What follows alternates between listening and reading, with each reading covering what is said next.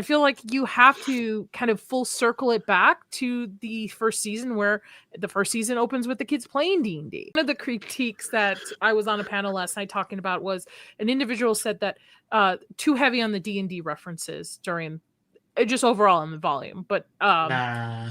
and I feel like I thought about it and I'm like, it might be too heavy on it, but that's what the show is. It's literally based off of. You know, the Duffer Brothers, this is the stuff that they grew up with in the 80s. And I feel like you have to kind of full circle it back to the first season, where the first season opens with the kids playing D&D.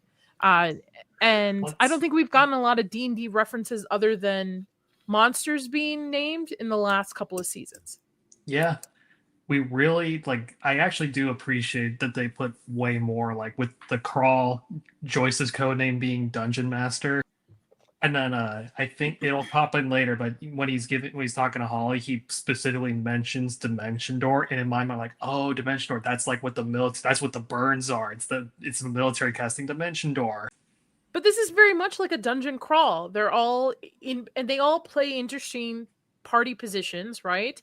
And I know they're split up, and normally you shouldn't split up the party, but in this case, it works for it because they have to have people manning each section, the radio station, the van, the upside down, to make sure that it's successful, that Hopper comes back alive.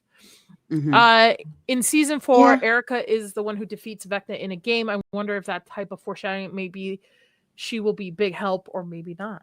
You can't spell America without Erica. Go ahead, Rachel.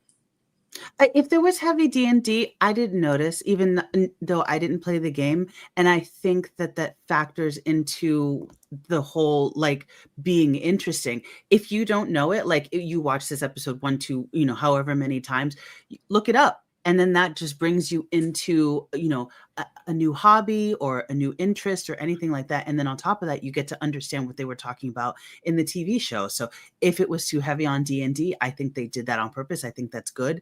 And I think that, it will get people to look up what they meant. What is a Dimension Door? What are they talking about? A crit hit? What's a Vecna?